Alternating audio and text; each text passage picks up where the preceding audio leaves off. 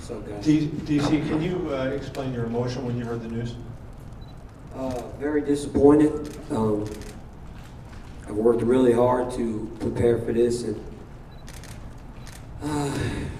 you know, take care of what you can take care of, and that's what I did. You know, but more than anything, just really disappointed.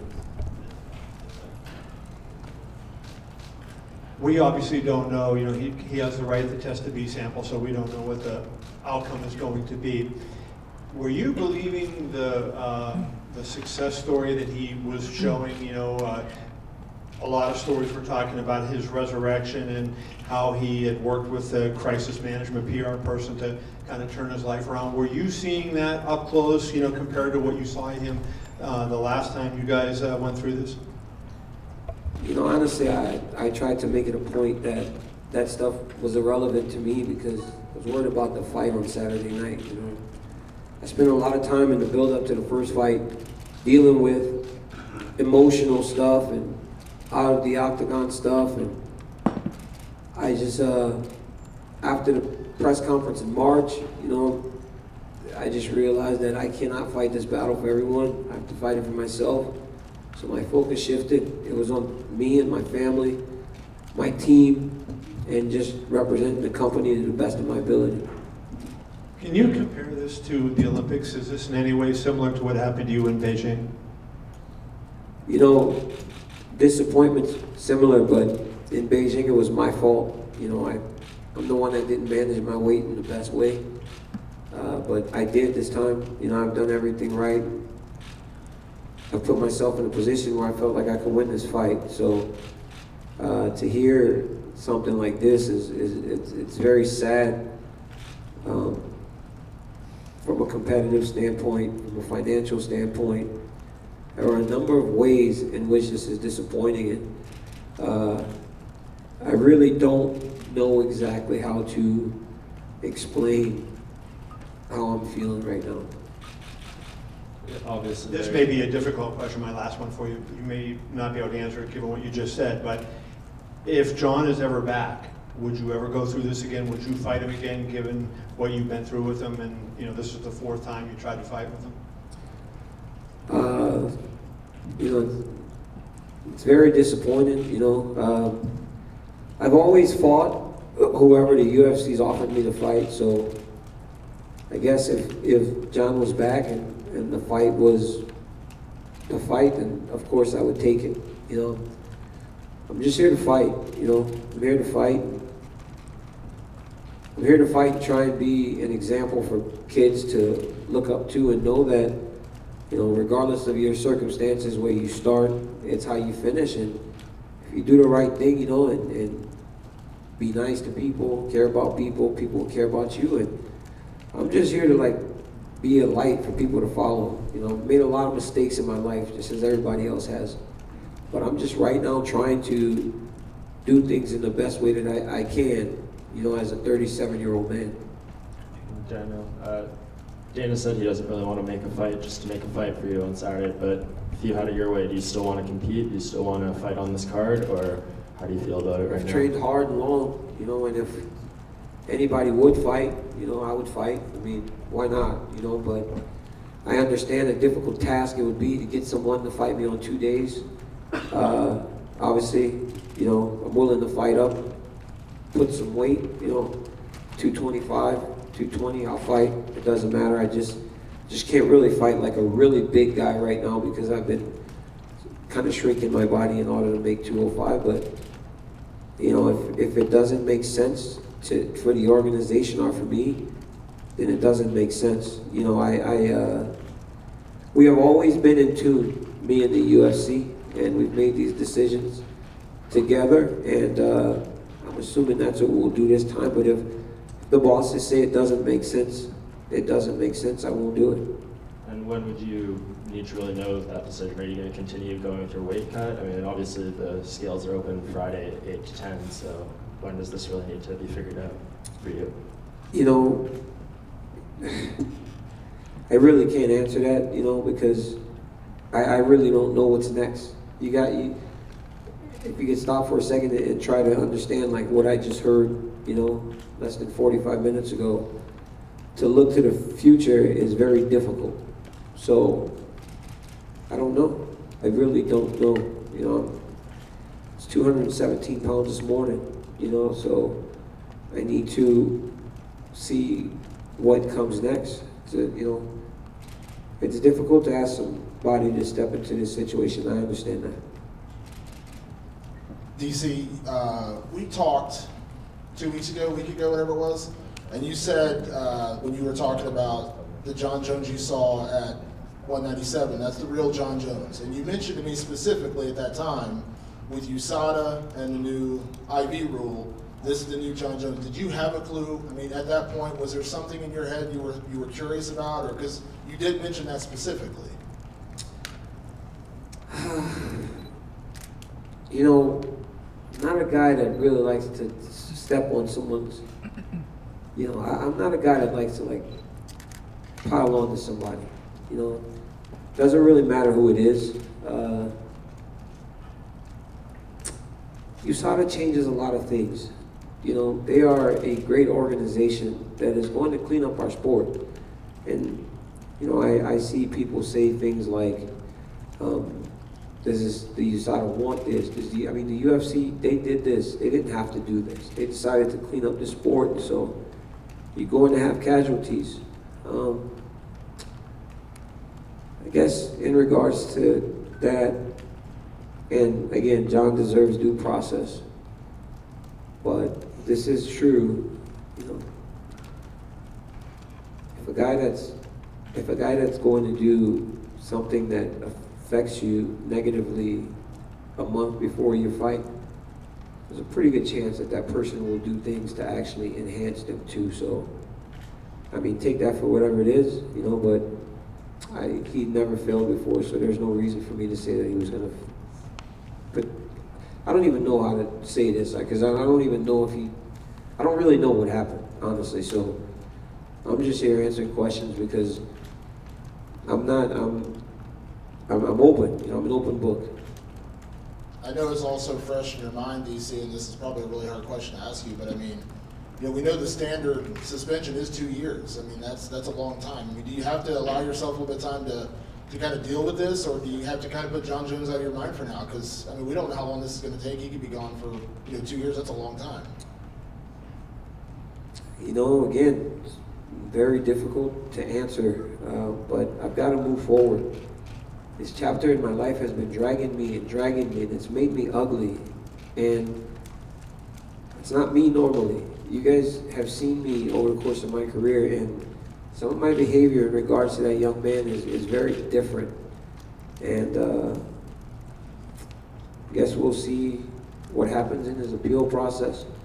But as of right now, I've got to move forward. You know, I can't live in this space right now. I've got to start to move forward and start to clear my mind of anything in regards to him.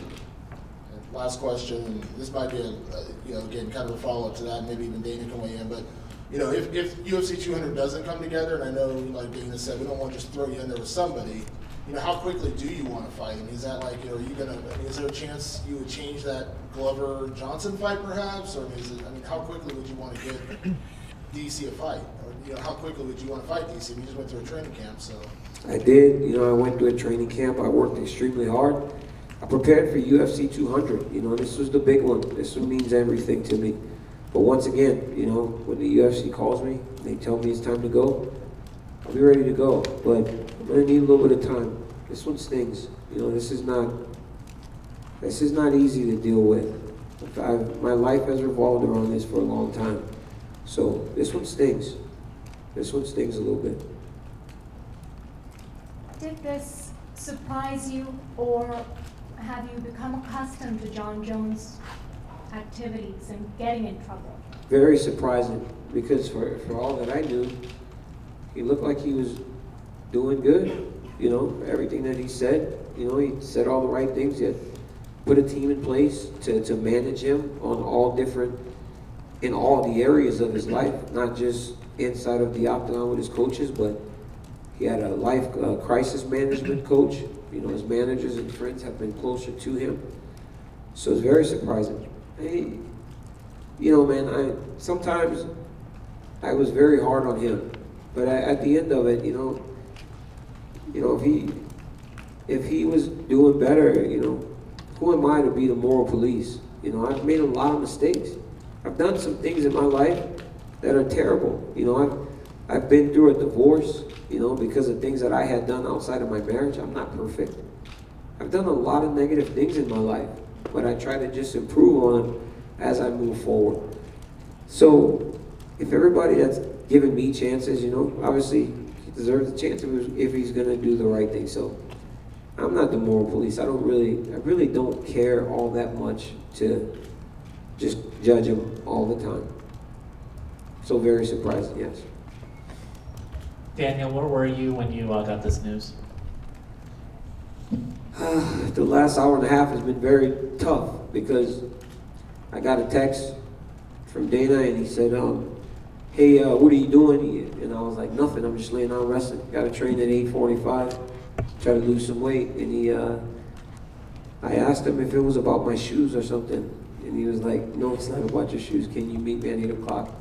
It's this very bad feeling in the pit of my stomach, you know, because as you guys know, I've dealt with a lot of negative in my life in terms of bad things happening.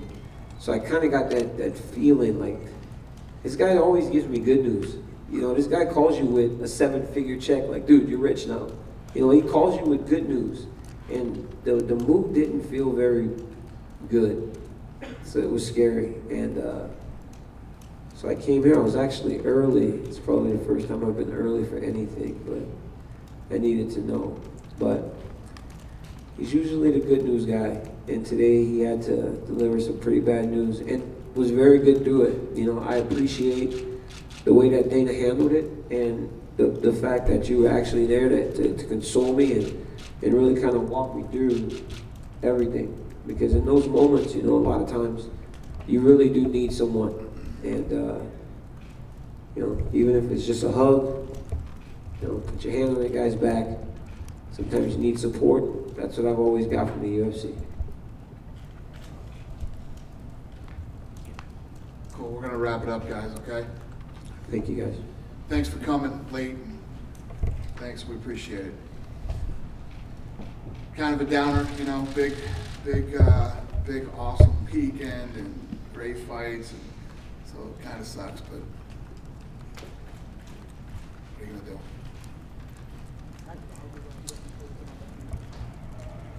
See you tomorrow. Do you any chance now, does this violate John's probation if there's an issue there? If there's what? Violated? Violates his probation? Can't be good. Can't be good.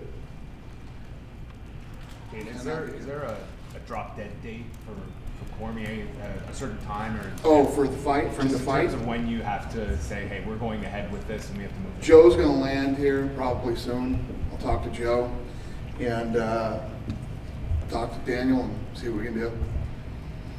And he's about this, I may have missed this, but did you talk to Brock and Mark? Like, what were their reactions? I haven't talked to them yet. No. So they don't even know till now? Like, No, I don't know. Brock hasn't called me or his guys, so I bet they don't know. I only talked to Mark through Twitter. So, Dana, off the top of your head, are there a couple of guys that maybe could step in? off the top of my head, no. Off the top of my head, no, but off the top of Joe Silva's head, I'll bet he'll have a couple, you know? I've been dealing with this, and obviously, like he said, telling him he was a mess, you know? It was cool of him to come out and talk to you guys. I didn't know if he was gonna, because he was a mess, so, stuff, you Is know? a Patrick Cummins level guy too low? Did what? A Patrick Cummins level guy too low? Last time you had this situation, you fought Patrick. Yeah. I don't know. I mean, we really got to look and see who's available, who's willing. You know, what happens is when this news comes out, guys start calling Joe Silva going, I will take that fight. So that's usually how it works. When Joe lands, Joe's going to be like, what the hell? Guys are calling me to fight Cormier? This can't be good.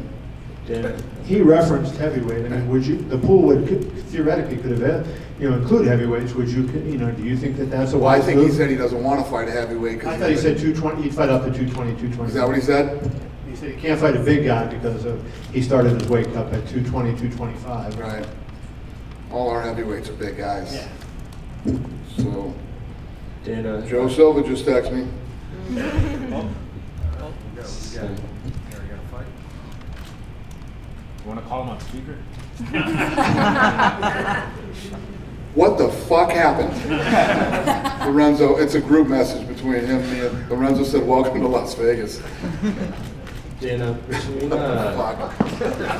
between losing the Diaz-McGregor fight and then now this on this card, how much of the financial burden is all this being on the company through like promotional material and all that kind of stuff? Yeah, that's part of the game. That happens. Our team will literally be working all night now to flip all the spots that are out there, pull them back and put Brock as the main card. It definitely sucks and it's a problem, but this is what we do, Is Tate Nunes now the co-main? Oh yeah. Joe's getting texts already with guys who want to fight Musasi. I'm gonna get to work. Okay. Not fight Musasi. I want to fight DC.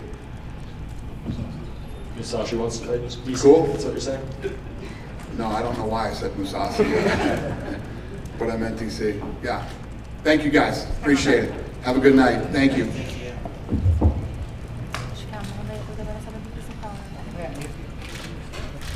Fica pra tirar esse negócio de piar na...